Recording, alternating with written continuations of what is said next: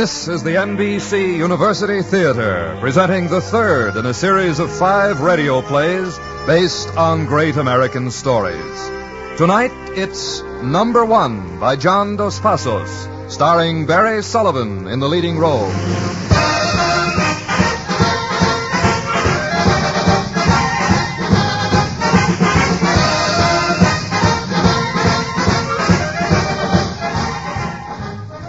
Representative Homer T. Crawford of Texarkana made news today as he threatened to call on his followers in the Every Man a Millionaire movement to march on Washington. While the leaders on Capitol Hill were bitter in their criticism of Representative Crawford, Toby Spotsworth, Crawford's private secretary, claims the Every Man a Millionaire movement is growing from day to day. Mr. Spotsworth says... Room service. Room service. Say, where's that ice I ordered? And the soda? Okay, make it snappy. Toby, man, what's the idea of telling me to meet you in a Washington hotel room, huh? In this kind of weather. I'm supposed to be a friend of yours, boy. Well, it's the best I can do, Ed. I gotta stay close by Crawford's headquarters. With me, home is where the Gideon Bible is. Yeah, well, what all do you do for this champion of the people anyway? Huh? Oh, you know, the usual things. I handle the mail, press conferences, public relations, arrange meetings, stage the campaign. What a rat race you're in, man. Say, look, Toby, if you're going to knock yourself out, why don't you do something for yourself? Huh? At least you could get a job here in Washington, a mighty good appointment, too. You know, Toby, I talk to people. They think you got a lot on the ball.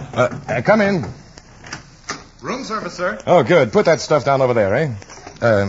Here we are, boy. Thank you, sir. Anything else? No, thanks. Well, this is more like it, eh? Say, Toby, how'd you get hooked up with this Hominy Belt Messiah, huh? Oh, Ed, I just drifted into it. A lucky break, I guess. You know, I was in the lumber business in Texarkana. Used to have trouble with gas and oil leases. That's how I met Number One. He was on the Utilities Commission. And when the crash put us out of business, Chuck gave me a job. Oh, Toby boy, I've seen a lot of these spellbinders. That is Ham-Hock Horatio, who's going to save the country for the common man. He's got a crazy streak a yard wide. Okay. And maybe you've got to have a crazy streak to appeal to the American people. Ed, you know, you've been in the East too long. You're cynical. You don't know how the folks back home feel. Now, wait a while, boy. I come from Texarkana, you know. I am one of those folks. Yeah, sure. At heart you are. That's why I want you and no one else to write this book for Number One, the story of his life. Oh, well, we'll see that it's worth your while, Ed. Sales or no sales, you won't lose any money on the deal. We just want the whole country to know Number One the way the folks back home do. Okay, Toby, I'll write the book if you say so. From poor boy to president. The American story. Oh, brother. Of course, it'll have to be under his name. Don't worry, man. I won't want my name on it. Hold it just a second, Ed. Oh, relax, Toby boy. You're jumping. That thing gets on my nerves. Hello, this is Spotsworth. What is it? Toby, this is Sue Ann. How are you, Toby? Oh, Sue Ann. Well, honey, I'm tired, dead tired. I'm talking with Ed James about the book. Oh, that's wonderful. But you've just got to help me out. Huh? Senator Johns is having supper with Chuck in our suite. You got to get us a news photographer right away. Oh, but Sue Ann, it's late. I don't know if I can possibly... Toby, this is Chuck's chance to get his picture taken with Senator Johns. Why, you know how much that would mean. Yeah, sure, but you can't just whistle for a news photographer. Well, we just got to do it for Chuck, Toby. And Senator John thinks he's just here for a little visit. He doesn't know anything about the picture, so you'll have to hurry. He may leave. Oh, all right, Sue Ann. I'll try. Somehow Oh, I knew you would, Toby. You all come on over now and you'll be sober, you hear me? And don't be smelling a liquor either. You know how the senator feels about it. All right, Sue Ann. Bye. Say, Ed, maybe you can help me, huh? I've got to get a news photographer at Chuck's suite. Senator Johns is over there. Gosh, Toby. You know, the boys are shy about those phony publicity plants. But, Ed, I've got to come through. I'll make it right with the guy. He won't be sorry he came.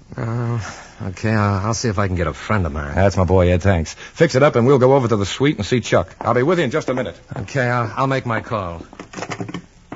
Operator, get me Acme News Service, will you? Oh, and Ed, before we go, well, Sue Ann, that's Chuck's wife. Yeah? She thought that, there's a bottle of mouthwash here in the bathroom. You know, the senator's dead set against drinking. Yeah, well, I'm not going to kiss him, Toby. I'm sorry I didn't bring my sense in. Hello, Acme. Let me talk to Joe Kleinfeld, will you? Yeah, Joe Kleinfeld.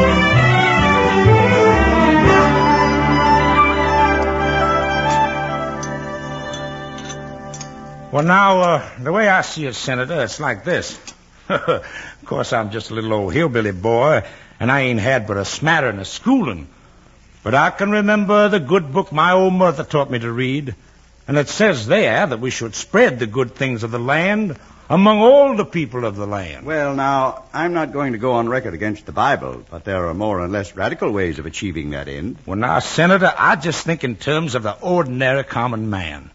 That's the story of my life, sir. And, Mr. James, you can remember that. I understand you want to write up my life and biography. Well, sir, my life story is in the hands of the American people. The introduction was writ by the folks back home. And if God gives me strength, the best chapters are still to come. I'm sure you'll go far, Mr. Crawford. Now, I think I'd better be going. Oh, don't rush off, Senator. Well, I'm sure if you'll just wait a few minutes. Why, sure. What's the hurry? Waiter, more coffee for everybody here. No, thanks. I really must. Oh, come in. This is the Crawford Suite, right? I'm a photographer from Acme News. A photographer? Now, just a minute. Oh, I declare. I don't know how these newspaper men do it. They just seem to find you everywhere. Let's see. You're Senator Johns, right? Suppose you just sit there at the table with Mr. Crawford. Well, now, son, that's just plain little old Chuck Crawford. Of course, a backwoods boy like me would be mighty honored to have his picture took with a famous public servant. So what do you say, Senator? I would feel kind of mean to disappoint the boy. Well, all right. Let's get it over with. Say, Chuck, you ought to be doing something, to make the picture interesting. Oh, yeah, sure. That's right, Toby. Something natural-like. That's right. Oh, let me see now. Say, suppose I was to look at this big fancy hotel menu here like I was all bewildered. Making a face like I was mad because I can't find no hog jowl and turnip greens on it. Swell, go ahead. But there ain't a place in Washington you can get that good down-home cooking. Okay. Hold it. That's great, Chuck. Just one more now. What? Okay, thanks a lot. Well. See you later, Ed. Right, Joe. Thanks a lot, son. Well, now that I've served my purpose, I'll be going. Good night, everyone. Well, I sure am honored to talk with you, Senator. I've always been a great admirer of yours, Good sir. night, Senator. And thanks a lot.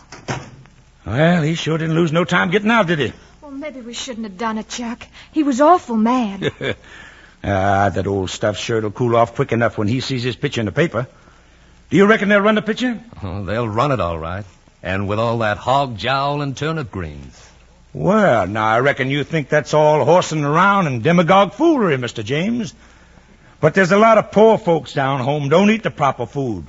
And when they hear that old Chuck eats turnip greens and such, they'll try it and start getting their proper vitamins. Well, I never thought of that, Chuck. Maybe there's something in it. You're darn tootin' there is. And now, Sue, honey, you better run along to bed now. Toby and me is going to show old Ed here to town while we talk about this here book. All right, Chuck. Don't you let Toby drink too much. And don't you boys do anything I wouldn't do. Well, now, the first thing you got to know, Ed, is that I begun to make my own way when I was 10. Mm-hmm. Why, I can remember when I was just a little shaver toting them bundles of newspapers that was too big for me down State Line Avenue down home, trying to help out my poor, weary mother with the wherewithal to buy a few groceries.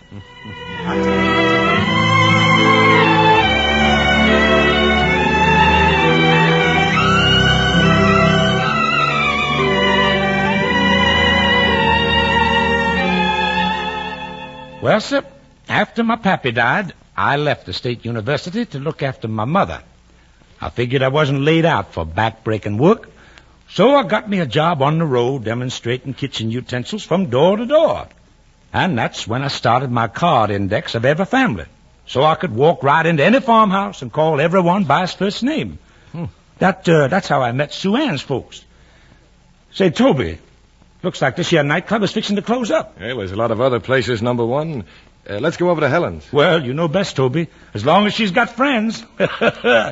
You know, Toby's the boy to show you the bright lights, Ed, or any other kind of lights.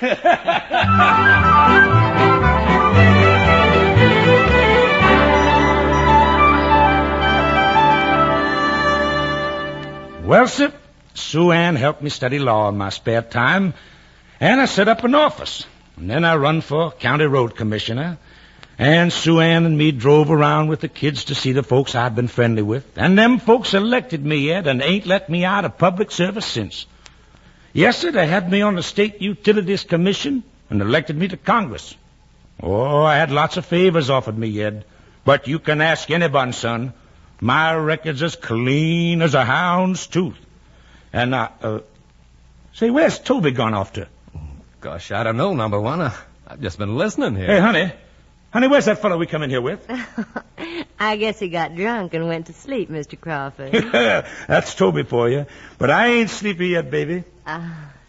Well, you want another drink, Mr. Crawford? There ain't no Mr. Crawford here, girlie. Just plain little old Chuck. And I reckon we're through talking, so let's forget the drink. Huh? Why, Mr. Crawford. I mean, little old Chuck.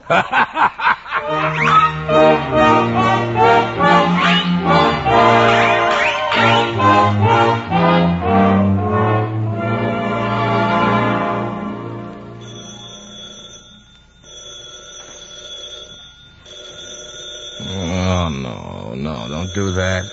Stop it. Oh, well. Hello. Hello, what is it? Toby, this is Sue Ann. Sue Ann? Yeah, Sue Ann, what is it? Toby, it's late. Why aren't you at the office? We need you here. The office? Oh, I don't feel very well, Sue Ann. I'm sorry. Oh, Toby, we need you. Something's happened. Senator Stote died this morning. Yeah? What's the governor going to do? He's appointing Mrs. Stote to fill the term. Emma Stote in the Senate? What's the idea? Then Chuck's going to run for the office for United States Senator. For senator? All right, Sue Ann, I'll be there. Bye, Toby. Oh, my head. Oh, well, I guess I better have a little bracer before I go.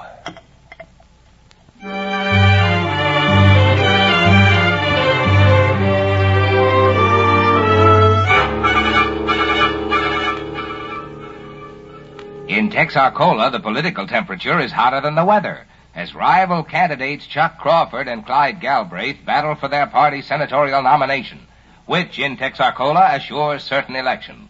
No one knows yet which candidate Governor Steve Basquette will endorse, but his endorsement may decide the election. Meanwhile, Crawford is stumping the state in circus style, rallying his every man.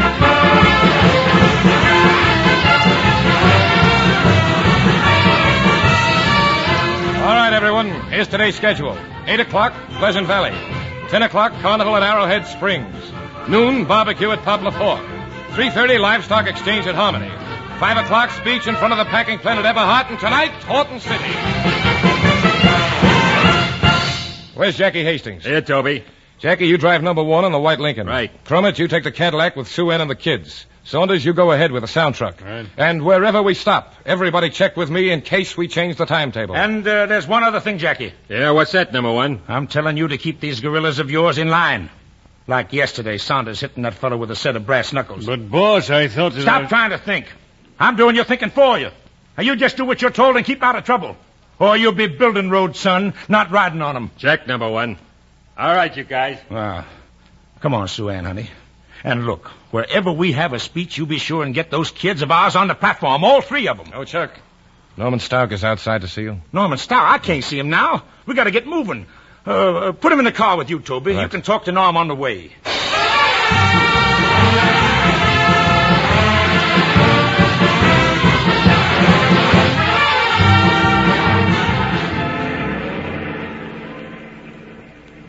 I've been watching your boy, Toby. He's a comer. Thought I'd check up firsthand today. I was sure glad to have you, Norm. This is the day we put the election in the bag. They're betting 2-1 on Galbraith in Horton City. Yeah? And how are you betting? Well, you know that note we were talking about? $5,000 for campaign expenses? You can put it in the bank today, Toby. Well, that's swell, Norm. Thanks. We can sure use the money. But before I make the big plunge, what about the governor? What's Steve Basquette going to do? And he's supposed to be at the meeting at Horton City tonight. That's what we hear from the Capitol. I'm a gambler, Toby. That's my business. I'll take that tip, and those odds will be even before the day's over. Do you need any more money? Maybe for radio time? I thought you might come through, Norm, but I didn't like to ask you. Look, when I think all the real folding money I blowed on racehorses, well, what's the harm in asking me to buy a little piece of a politician? Oh, now, Norm, keep it straight. There are no strings, remember. Don't need any strings. Manage to cash my chips in if I bet me winner. Yeah, that's your lookout, Norm. Well, we're pulling into town. I've got to get busy.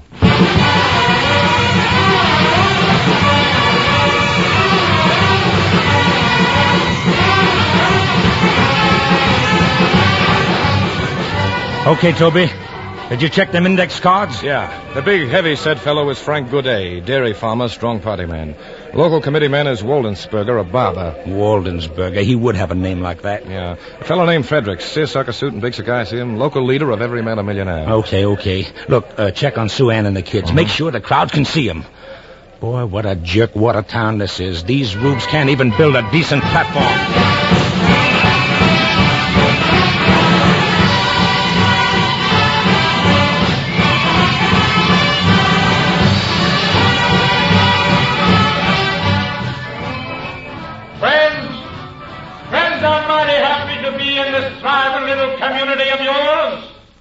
And I'm glad to look out and see such progressive citizens as my old friend Frank Goudet, a man who knows what it means to get up in the morning and do a real day's work for a living. And there's Mr. Waldensberger, who's taken time off from his busy barber shop to do his duty as a good citizen. And Mr. Fredericks, who's got the vision to see the trend of the Every Man a Millionaire movement across the nation. Oh, it's folks like these and towns like yours that are the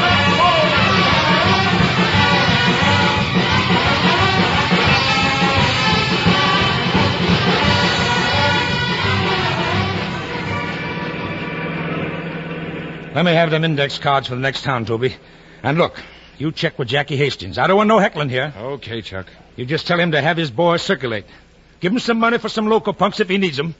But there don't need to be no trouble. Just some good hard looks and a little jostling. That'll keep their mouth shut. That's Jackie's department, but I'll check with him. All right. You check up on the loudspeaker. And tell Sue Ann to keep them brats still before I have to hush them. And you better check with the state capitol. Find out what the governor's fixing to do. Sure, Chuck, sure. You sure there's nothing else? Oh, now, don't get edgy, Toby. We all got to do our part, son. Oh, say, look at that crowd up ahead. Half of them crackers think they came to see the carnival. But when I get through with them, son, every last one of them will think he came to hear little old Chuck Crawford.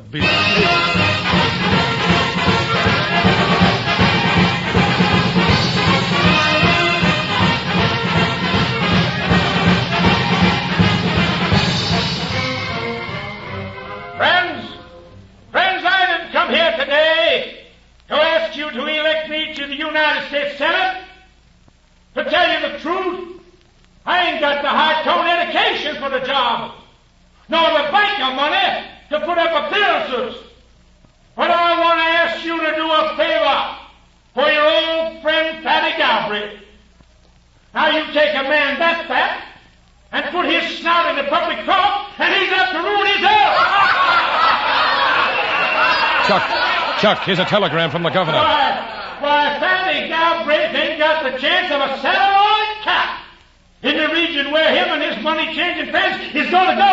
Now, ain't that the truth now? I got to see you, Toby. I got to see you behind the platform. What's the matter, Chuck? We've been double-crossed. We got to move fast.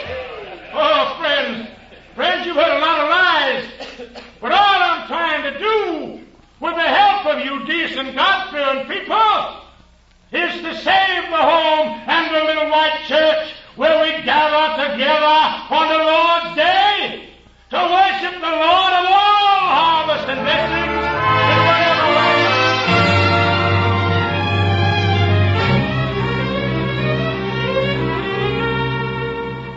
Oh, Toby, look, everything's shot to pieces, and it's all up to you. Chuck, what's the matter? Why, that telegram you brought. You should have looked at it. It says Governor Basket is too busy to come to the meeting at Horton City tonight. What's gone wrong, son? Well, after all, as the governor, he may have work to do. Work nothing. He's fixing to endorse Galbraith after all. Oh, the big, fat, dirty, double-crossing toad. And if I don't get Steve Basquet's endorsement, I might just as well pack up and go home right now. But Galbraith is rat poison to Steve Basket, Chuck. Rat poison can be sweetened up so anybody'll eat it, son. Oh, look, Toby, look, I ain't never asked you before. But what'll Jerry Evans do for you? Well, Jerry and I have been friends for a long time. Yeah, but what'll he do for you? Look, Jerry means a lot to the governor. And Steve wouldn't be where he is if it wasn't for Jerry. Jerry's a businessman, Chuck. You know that. Jerry doesn't like to do something for nothing. Well, you can't make an omelet without cracking a few eggs. I don't like it, Chuck. Oh, look, I know he don't trust me, but he trusts you, Toby. You're his friend, Toby. Call him up. He can still see Governor Basket. All right, Chuck. I'll try.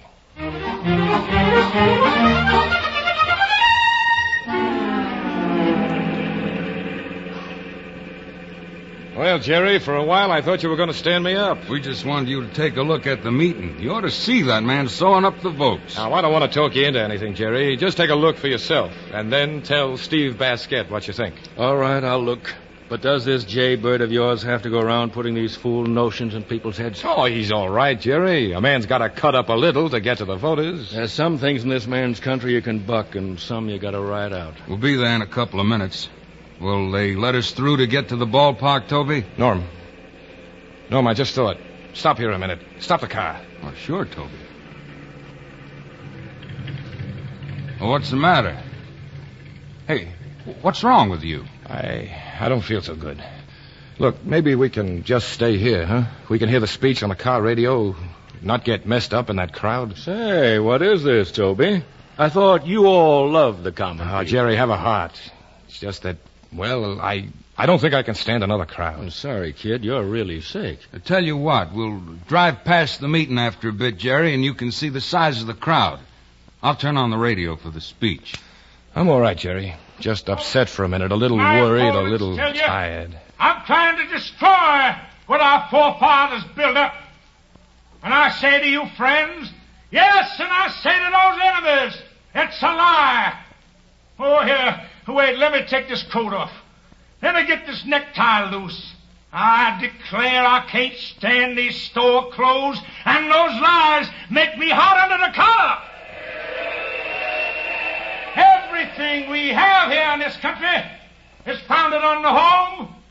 And right here and now, I'm going to answer the lies of my opponents.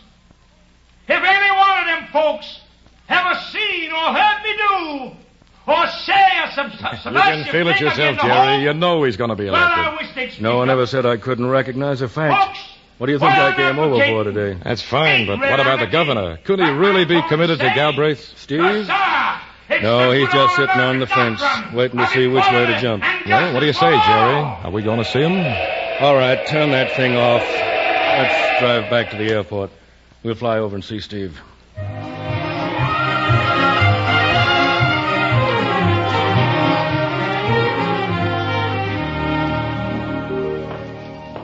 Well, gentlemen, let's us just sit here on the porch. And I'll take this old rocker, if you don't mind. It's a mighty hot day here, Governor. But it's as pretty a day for flying as I ever saw. We're fixing to fly over to Horton City. That Horton City meeting's going to be the biggest rally ever held in the state, Governor. There might be as many as 20,000 there. Jerry, how do you reckon Chuck is doing? Now and then, Steve, a fellow like that turns up you've got to reckon with. Mob appeal, I guess. But mobs can vote. Yeah. Well, I don't care much for that flying. But, I think I'll drive the missus over to Horton City tonight. Good. I'll be looking for you there, Steve. That's wonderful, Governor. Say, you won't fail us, will you? You'll be sure to be there. Mr. Spotsworth, I generally manage to get where I'm planning to be at.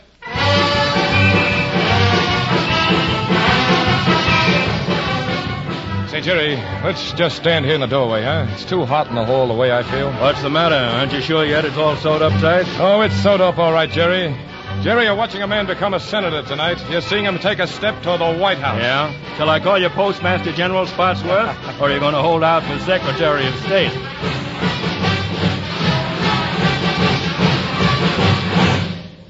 As governor of this greatest democratic state in the Union, I present a man who is worthy of your support.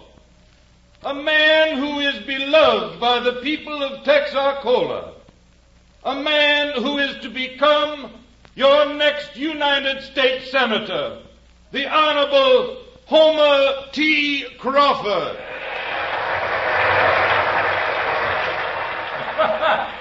Well, thank you, Governor, thank you. But this here ain't really the Honorable Homer T. Crawford. No, sir, this is is just little old Chuck Crawford. Yes, and that you folks are sought out to honor by your own free will. And I just want to say that ever since I was a little shaver, toting them bundles of newspapers too heavy for me down State Line Avenue down home, trying to help out my poor weary mother with the wherewithal to buy a few groceries. Come on, Jerry, hurry up. It's all over but the shouting. Let's go to the hotel. Okay, we'll celebrate the triumph of the common man. Head it out, Jerry. At least wait till I get a drink. Well, don't get sore, Toby. Okay, but shut up. Shut up till I get a drink. His chance to make good in the good old American way.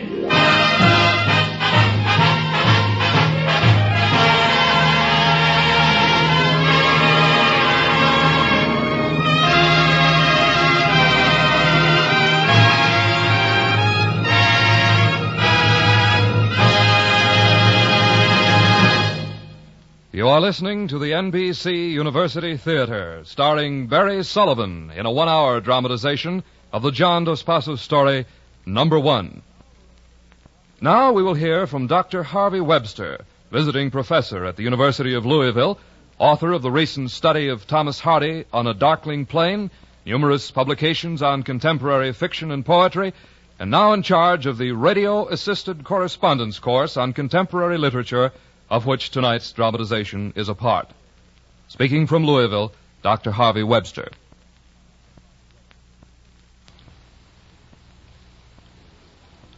It is a fine thing that the University Theater of the Air is presenting John Dos Passos' Number One, for this dramatization may call the attention of more readers to one of the best and least appreciated of contemporary American novelists. All critics, or almost all, acclaim him. He has been imitated by Americans north and south, by Frenchmen, by Russians, perhaps even by some Chinese. The reading public has too generally left his books unread and unbought, though they have bought and read many second-rate imitators. This is lamentable ingratitude or bad luck or lack of perception, for no American writer has loved all kinds of people more than John Dos Passos. In his first mildly popular novel, Three Soldiers, he tried to write about all soldiers, not just the officers and the rare heroes. In Manhattan Transfer, he tried to give the feel of all of New York, of all of its people and buildings, of all of its day life and night life. In his longest novel, USA, he tried still more ambitiously to get all of America from 1900 to 1929 down on paper in the speech of the people. In Adventures of a Young Man, whose hero is Glenn Spotswood, the brother of the reluctant heel of Number One, he tried to show an honest radical, his difficulties with dishonest ones, and his death in the Spanish Civil War that began World War II. In Number One, but you are learning tonight what Mr. Dos Passos was trying when he wrote this one. I say trying, for I don't think Mr. Dos Passos always succeeds any more than Shakespeare always succeeds. But there is only one of these novels, the one about the Spanish Civil War and American radicals, that I think sometimes gets really bad. And whether Mr. Dos Passos got all of war into Three Soldiers, all of New York into Manhattan Transfer, all of our country into USA or not, there can be no doubt that all three of these are exceptionally good, possibly even great novels. Number One may, and I hope with all my heart that it does, show a turn to a more promising field than any Mr. Dos Passos has explored before. In the early 40s, he wrote a book called The Ground We Stand On, in an attempt to find out who the great American heroes really were and what ideas meant the most to them and should mean the most to us. The ones he thought most important were Jefferson and Roger Williams, who believed most strongly in the for the people and by the people part of the United States way. Mr. Dos Passos wrote Number One because he thought men like Chuck, who were unscrupulous, and men like Tyler, who let themselves grow cynical, endanger government for the people and by the people, and make government of the people too easy. He wrote Number One because he thought, to quote the last words of the book, that the United States is weak as the weakest, strong as the strongest. The people are the republic. The people are you. Thank you, Dr. Webster. The story continues from Hollywood after a brief pause for station identification. The victory of Homer T. Crawford in the Texarkana senatorial primary was made official yesterday when his nomination was confirmed after a bitter court battle with the Galbraith faction. No official announcement was forthcoming from the Crawford headquarters in the absence of Crawford's private secretary, Toby Spotsworth. And Crawford himself is also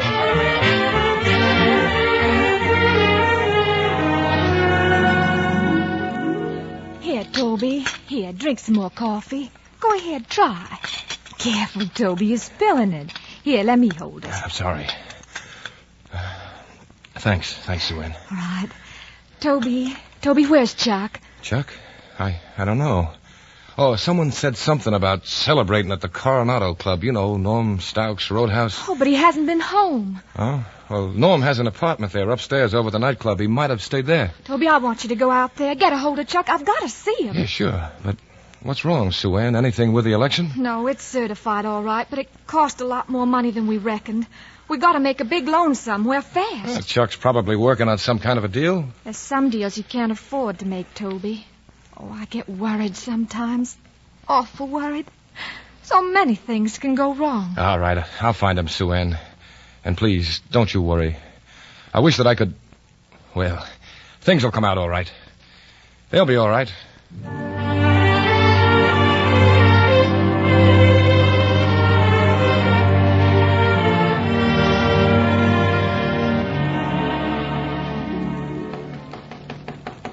Who is it? It's me, Toby. Toby Spotsworth. Come on in, Toby.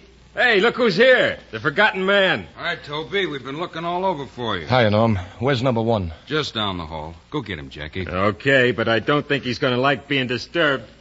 Toby, you know Judge Banning here, don't you? Of course. Toby and I are old friends. Yeah, that's right, Judge. What brings you here? Business, my boy. Unfinished business because of you. Huh? Yeah, we almost left your name out of the incorporation papers. But number one insisted that we wait. Incorporation papers? Sure. But Chuck can tell you about it. He's coming now. Well, hi, Toby. Hi. Oh, you sure picked a fine time to show up.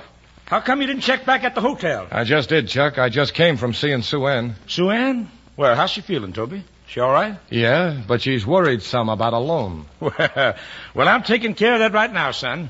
You can call her after a bit and tell her I'm having a meeting with Jerry Evans and 2 ranking members of the Utility Commission. And I ought to know their ranking. I put them there. Tell her I'll be late on account of a business deal. Look, Chuck, Sue Ann's not a press conference. Well, tell her anything you want. Now, first we better get this thing cleared up, Judge. Jerry Evans will be here any minute now. Well, very well. I'll review these papers for Toby. No, don't review them papers. When you start with all them legal terms, it makes it sound fishy. Just bring them up to date. Well, it's like this, Toby. Yeah? The State Utilities Commission, of which I'm chairman, has decided to lease the oil rights of certain sections of the state parks to private companies. Yeah. In return for a cash advance and royalties. Uh-huh. Now, Chuck here suggested that we form a stock company to buy those leases. Oh. It's called the Struck Oil Company, with Norman Stouck as president and you, Toby Spotsworth, as vice president. Me? The whole thing's drawn up and signed except for your signature. Right here, the paper. So go ahead, Toby. Let's have your little old John Henry. You see, I wanted to put you in as an officer instead of me, son, just to keep things on the up and up, you know. Here, sit down, son. Now, just sign your name on the lines marked with X's. Oh, all right. Let me see this one. Yeah. There That's we fine, are. son. Now, the leases have all been made out to be transferred to Jerry Evans. So, just add your name to this assignment. Say, maybe I'm not thinking very fast, but where does Jerry Evans come in? Well, it's simple, Toby. Our friends on the Utilities Commission turn over the leases to your Struck Oil Company. Uh-huh. Your company turns them over to Jerry Evans. He'll dig the oil wells, and the people of the state will get their rightful royalties. You see? Nobody loses a thing. Yes, sir. It's as clean as a hound's tooth, Toby. Of course, when your company transfers the leases to Jerry Evans, you'll make a profit, and that's natural enough. Mm-hmm. With that profit, you're going to buy shares in the Everyman a Millionaire Corporation that we're forming.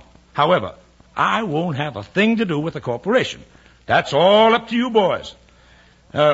Naturally, however, the corporation will finance my political activities, thus enabling me to continue to serve the welfare of the people of the state. It's me, Jackie. Open up. Okay, Jackie, come in. Here's Mr. Evans, boss. I brought him right up like you said. Is everything all set? Well, sure, Jerry, just like we said. And say, you got here just in time, too. I was just a-fixing to turn them leases over to the Amalgamated Oil Company. No, Mr. Evans, here are the leases properly signed by the necessary 2 members of the Utilities Commission. And here's the assignment of the leases signed by the officers of the Struck Oil Company. Well, I guess that takes care of everything on our part, Jerry. Right, Chuck. And what you find in that briefcase will take care of my part, the advance payment. Maybe you better count them. No. Just turn it over to the treasurer. I was never very good at arithmetic. Here, Toby, you take care of this, son. Okay, I'll be going now. Stick around, Jerry. We're going to celebrate down in the nightclub. No, thanks. I make these deals, but I don't celebrate them. Now, bring that briefcase back to my room, Toby, and we'll talk while I'm getting dressed. Oh, man, this year has been a real night's work. Yeah, number one. Everything's as clean as a hound's tooth. That's right, son. Yes, sir. Look, you call Sue Ann and tell her everything's okay. And then as soon as I get out of these pajamas and get some clothes on, we'll go celebrate. I don't know, Chuck. I don't feel much like it. Oh, no? Well, say, what you looking at? Oh, them cigarette butts in the ashtray, huh? Nah, they do look awful, don't they? Cigarette butts with lipstick on them. I declare I hate to see a gal smoke. Just never did seem right to me somehow.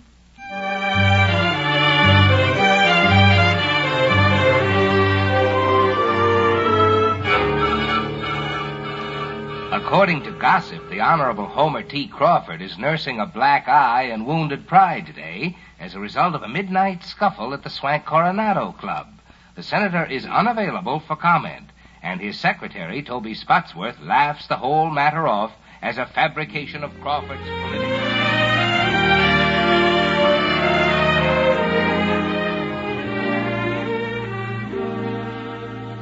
It's all so mean, Toby. So shameful mean.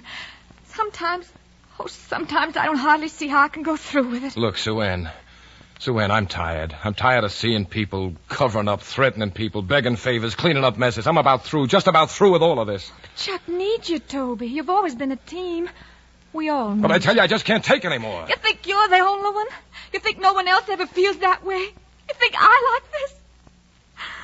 Oh, I'm not the crying kind, Toby. No, I know you're not, Sue Ann. I don't know what I'm thinking of, crying. When I talk to you, I'm ashamed of myself. I like it, Sue Ann. I want you to cry when you talk to me. Now, you take it easy, Sue Ann. I'll handle things. Oh, Toby. Sue Ann. Sometimes I wish... Sue Ann, listen to me. Oh, no, it's no use. I've got to go. I've got to get some rest. You know, sometimes it's so hard to sleep.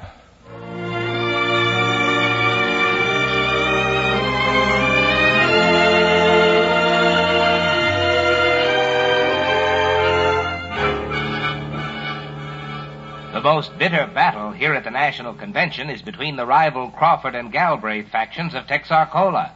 Senator Crawford, scheduled to appear before the Credentials Committee today, is reported to be in solemn conclave with outstanding party advisors.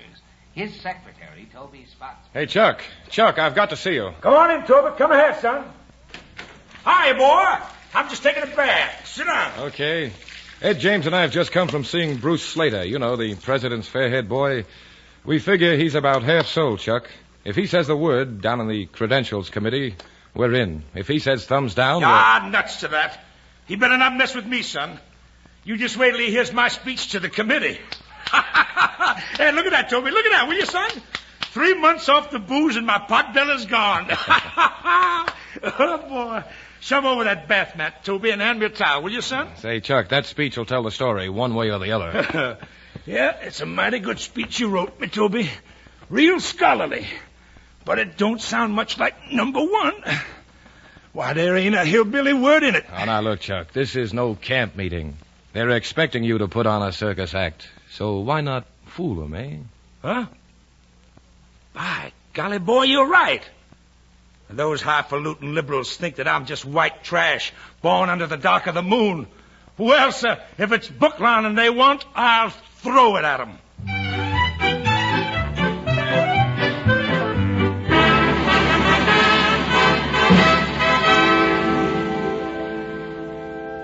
Friends and members of this committee, the question we have to decide today is which of these delegations really represent our party's voters of the state. And in our state, that means all the voters. In these times, no faction has the right to seek its own ends. Anyone who would seek an answer based on any concept except the welfare of his party and his nation is a traitor. He's got him, Toby. Look at him. They were nation. expecting a clown. Yeah. I've got to go, Ed. I've got to get out of here. I've got to get some air. Don't you even want to hear your own speech, then? It's his speech now. Everything he touches becomes his. Okay, but... Well, I've got to stay. I got to report this thing, Toby. Okay, Ed. But I got to go before I pass out. Will act upon them without fear or prejudice.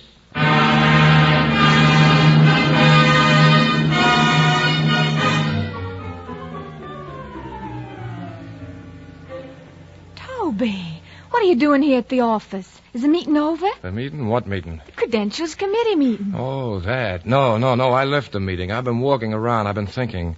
Sue Ann, I'm going away. Do you think we'll win, Toby? No, we won't win, Sue Ann. He may win, but you won't. I won't. When I heard him start to talk, I knew I just couldn't stand anymore. You're just all worked up, Toby. Where have you been walking? I've been walking with you, Sue Ann. Look, I talked it all over with you. Oh, Toby. What's the matter? You're talking crazy. You know what's the matter. Maybe I am crazy. About you. Toby, you mustn't be silly. That's the only thing that isn't silly. I love you, Sue Ann. I don't love votes and loudspeakers and big-shot conferences, but I do love you. I don't want to talk like this. I won't talk this way. I won't let you. I had to say it. I'd like to go away right now and never come back. Oh, Toby. We used to make jokes. We used to laugh. Now I feel so mean. Mean inside. Don't make it worse. I'm sorry, Sue Ann. I'm really sorry. Oh, Toby, not you. Why, you're the one I count on. Even when you're drunk or sick. Sue Ann, I had to tell you. You've got to listen to me. Not now, Toby. Please, not now. Just when everything's so important to him. Maybe it's all a mistake. Maybe it's all wrong this way. But, well, you can't run out. Hiya, baby. Did you hear? Did they tell you, honey? We're in. Our delegation was seated. Really, Chuck? Oh, that's wonderful. It's wonderful, Chuck. And I'm glad it's over. I'm going to take the boys and go back to the ranch. That's a good idea, and I'll be out there myself, honey, if I get a chance. And Toby's going away for a rest. A long rest to get all well again. And you do like the doctor tells you, Toby. Get yourself well. Do you hear me? Yes, sir. Sure, this is the time for it. We'll be needing you in the fall, boy.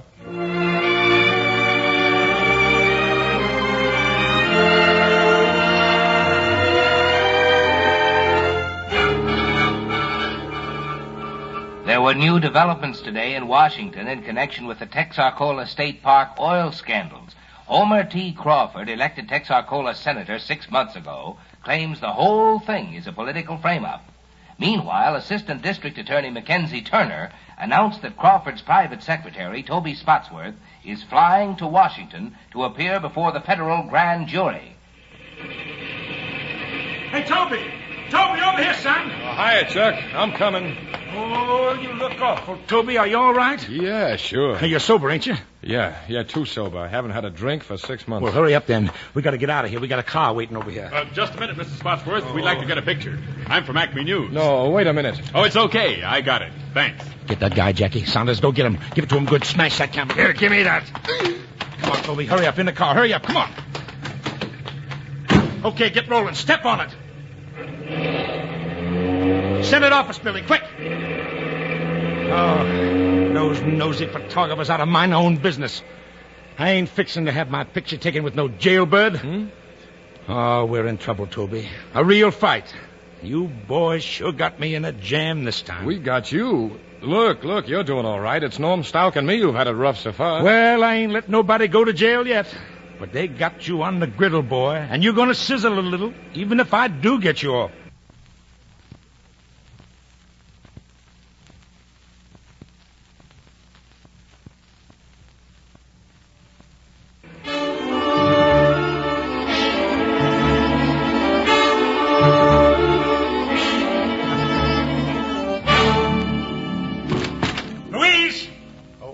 That secretary. Louise! Yes, Mr. Crawford. I'm here in Mr. Spotsworth's office. Okay, you better stay there. We got some straight talking to do, but send out and get some coffee for Toby. Black coffee. Yes, sir. Oh, no. Now you got to pull yourself together, Toby. That grand jury hearing's in an hour. Oh, this here is your lawyer, Toby, Mr. Grossman. How do you do? The pleasure is mine, Mr. Spotsworth. Your friend, Judge Banning, has asked me to assist you in this little difficulty. Oh, man, what a day. And I got to fly to Atlanta to make a speech tonight. Oh, you're sure giving me a lot of trouble, boy. Now, this assistant district attorney seems to be very ambitious, but I'm sure we can find a solution. Oh, we'll all get tarred up some. There's no use kidding about that. We'll all get tarred up. But it don't need to do no harm. Oh, man. You sure look like a wreck, Toby, and I thought you were off the booze. I have been, Chuck, but this thing has got me down. Now, Toby, you've always been a drinking man. It's a shame, but it ain't no use trying to cover it up. And everyone knows a soak's memory is weak. Why, I wouldn't be surprised if you can't remember a thing. Chuck, why can't I just tell the story I did at the investigation down home? The profits of the organization, my share of them, were put in my name through loose bookkeeping. This here ain't down home, Toby. Well, Norm Stout just told them that his money from the corporation was in payment of a loan, and it was the truth, too. They ain't through with Norm Stout yet. And he can't prove that loan unless he can find that canceled check. And Toby, he ain't going to be able to find it. But, Chuck, how do you plan Toby, you couldn't hardly put anything past a man like Norm Stout. What he did was to throw a lot of wild parties, get you drunk, have you sign papers you couldn't even read, papers by the yard. Why, I wouldn't be surprised but what the big business interests put him up to it. Norm Stout is on the level, Chuck. He's a friend of mine. Folks can say that a man in my position shouldn't associate with a hopeless streaker. But after all, there ain't no harm in being a little soft-hearted. No, sir, I ain't never let a old friend down yet. But look, Chuck, Oh, what's the use? Well, now, look, I got to get back to the hotel. I got to get ready to go to Atlanta for that speech tonight. Chuck, when are you leaving town? Oh, now, don't you worry, Toby. Don't you worry. I'll see you before I go. We're with you all the way on this, son. Good luck, boy. Good luck. Mr. Spotsworth, there's a long-distance call for you in your office. Oh, thanks. I'll take it in there. I'll be back in a minute, Mr. Grossman. Hello, this is Toby Spotsworth. Hello, Toby. This is Sue Ann. Sue Ann. Oh, Sue Ann, where are you? The ranch, Toby. Are you all right? Sue Ann, let me get another connection. I can hardly hear you. Not that, Toby. My voice is kind of weak. You see, I'm in bed. Kind of a breakdown, I guess. Doctor tells me I have to rest. But what's wrong, Sue Ann? Chuck didn't say anything to me. He doesn't know, Toby. I didn't want to worry him. Things upset him so when he has to make a big speech. And it's a big speech tonight, Toby. Means a lot to him. Yes, I know, but Sue Ann, you'll be all right, won't you? You rest. You do like the doctor says. You hear me? Oh, Toby. How's everything there? Are you going to be all right? Oh, I don't know, Sue Ann. I don't know how it's going to be here. Oh, but nothing can happen now, Toby. It mustn't. Not when Chuck's gone so far. He says it'll blow over. I'm sure it will, Toby. Yeah, I guess it will. Maybe it's all over now. Sue Ann. I guess I better stop now. Goodbye. Sue Ann. Sue Ann. There's no way to get her back.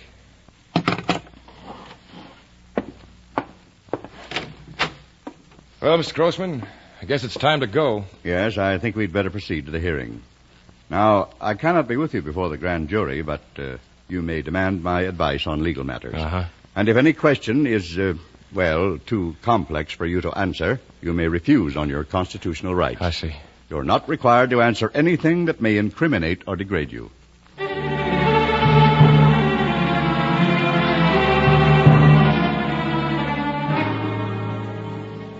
Now, Mr. Spotsworth, you are Senator Crawford's private secretary, aren't you?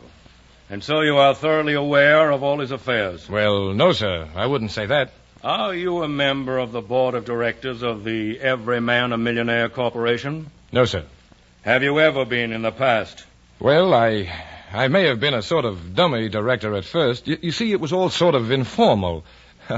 I'm afraid I'm not much of a businessman. The Treasury Department has been interested in your informality, hasn't it? Yes. You see, our bookkeeping wasn't of the best. Roughly, what has been your complete personal income for the last 5 years? Oh, I'm afraid Well, I'd have to refresh my memory. How did you keep your accounts when you handled sums of money for Homer T. Crawford? Money? Well, I handled plenty of campaign funds. There you account to the various committees.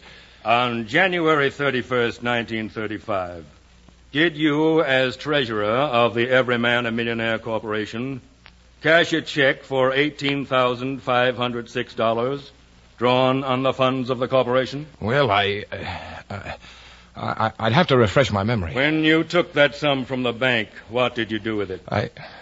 I'd have to refresh my memory. Did you hand it to Mr. Crawford? Not that I remember. Answer yes or no. I'm afraid I'll have to stand on my constitutional rights. Did you take the money yourself? No, sir. If such a sum was drawn, it was used for other purposes. What other purpose? Well, political purposes. It would probably be accounted for among campaign funds. It's not accounted for under campaign funds. What do you know about the State Park oil leases? Just what I've read in the papers. Have you ever been in the oil business? Well, sir, in our part of the country, everyone's more or less in the oil business. Do you know anything about transactions involving the State Park oil leases? Well, as I say, the papers... Answer yes or no. I'm afraid I'll have to stand on my constitutional rights. And you claim under oath to the grand jury that you are not an officer in the Everyman a Millionaire Corporation? I do. I am not an officer. That's all? Examination adjourned. Please be here at 2 o'clock with what records you can find. Yes, sir. Thank you.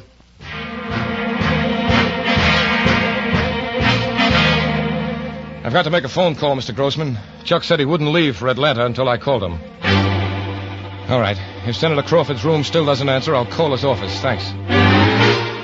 But, Louise, are you sure he didn't leave any word that he left for the airport? Oh, all right. Thanks. You say the senator's plane left for Atlanta an hour ago? Oh, all right. Thanks.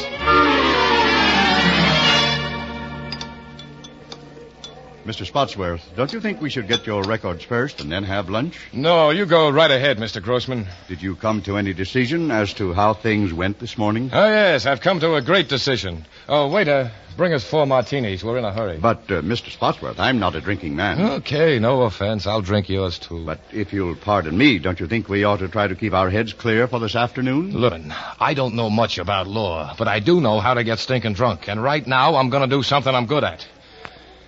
Look, Mr. Grossman, if you finished your lunch, why don't you run along? I'll meet you at the Federal Court building. Very well. But I must advise you not to be late. This is your grand jury. Then it's on my record that I like a little drink. Oh, thank you, waiter. 4 more.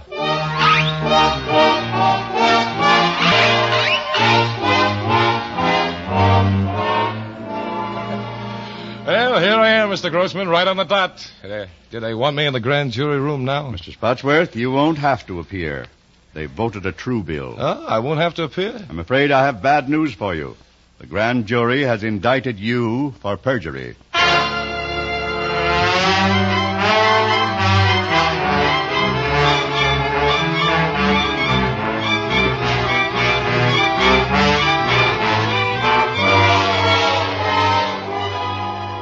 And so, friends, as I speak to you tonight from this great city of Atlanta, I defy the forces of privilege that plot my downfall. Among my friends and associates, there may be those who have made mistakes through no fault of mine, perhaps through no fault of theirs, perhaps through human weakness and frailty. But I have looked in my heart, and ever since I was a little shaver, toting those bundles of newspapers too heavy for me down State Line Avenue down home, trying to help my poor, weary mother with the wherewithal to buy a few groceries, there is not one thing in my career that will not bear the scrutiny of investigation. But I defy my enemies, and I sound a clarion call to my friends. Toby, are you all right? What? Who is it? It's Ed, Toby, Ed James. What's the matter with you? I get a pass key to get here in your room. Oh, Ed, sit down, Ed. Have a drink. Didn't you answer me, Toby? I've been calling you. Oh, I'm sorry, Ed. I had to take the phone off the hook. I didn't want to be disturbed. I say You see, the friend number of one is making a speech. It's one of the most important speeches of his career. Hey, you be quiet, Ed. Nothing must go wrong with number one's speech. That big double-crossing foolhardy. He has been betrayed by false friends, Ed. Betrayed by false friends he took to his bosom. Turn that thing off. Here, I'll do it for you. Toby, I've been trying to get a hold of you all day. There's a warrant out for your arrest, man. I've arranged for you to accept it in the morning. A lot of people have arranged for me to accept it. Now, look, Toby, we gotta talk. I saw Mackenzie Turner today, the assistant DA. Now, he's got nothing against you, but he means business. He just wants you to produce the records. I haven't got any records, Ed. I can't remember a thing. Now, listen, Toby. You can be in the clear. He just thinks it's time to stop Chuck, and so do I, son. Now, it's your duty to go down to that grand jury and tell all you know. Now, if you do that, Mac Turner will crush the indictment. Yeah. I'd look pretty, wouldn't I, sobbing out my story on the district attorney's shoulder. And it wouldn't stop Chuck. You know it wouldn't. Now, Toby, boy, let's go over to my place and sober up a bit, huh? Then we'll go down and talk to Mac Turner. What is a duty? To take a rap or save your own shivering skin? Oh, Toby, all I want is for you to get sobered up and talk to Mac. Now, come on, boy, let's go. No, Ed. Come on now, I'll help you. No, let me alone. Now, be reasonable, Toby.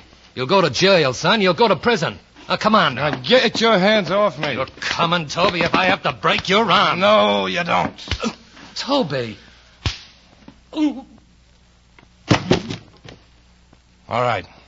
Get up. Now get out. Get out.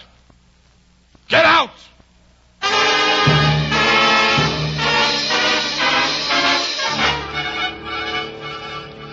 The investigation of Senator Homer T. Crawford's Every Man a Millionaire organization came to an end today with the conviction of Toby Spotsworth, the senator's former private secretary and a former officer of the Every Man a Millionaire Corporation. Testimony revealed that the senator was not connected with the corporation and that he was not advised of the activities of his underlings. In commenting on Spotsworth's sentence to imprisonment, the senator said he was shocked by the behavior of those he trusted, but that he would carry on with his work because of his sacred obligation to the common man.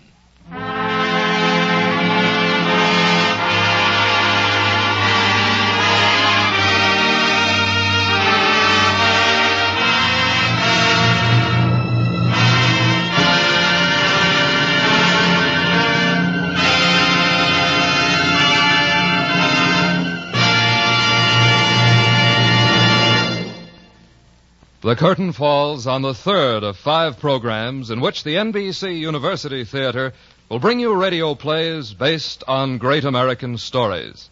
Tonight, John Dos Passos' Number One, as adapted for radio by John C. Wilson, has starred Barry Sullivan as Toby, with Wally Mayer as Chuck. Barry Sullivan can soon be seen in the Paramount production, The Great Gatsby. Tonight's cast included Marvin Miller, Truda Marson, William Lally, Doris Singleton, Bob Bruce, Ship Menken, Dan Riss, Tom Charlesworth, Frank Gerstle, Ralph Moody, and Charles Seal. Our thanks to Dr. Harvey Webster, author, now in charge of the radio-assisted correspondence course on contemporary literature, for his comments on our novel.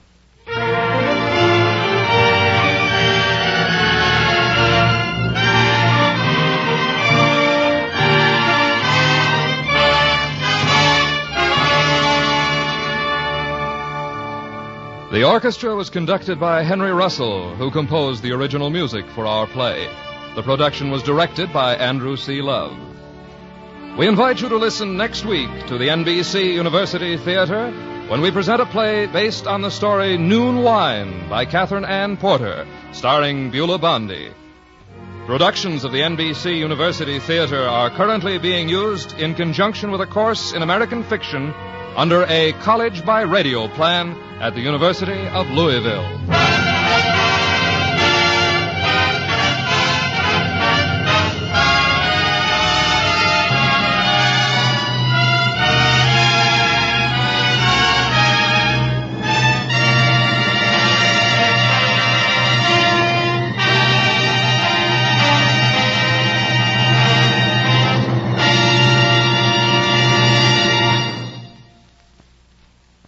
This program came to you from Hollywood. This is NBC, the national broadcasting company.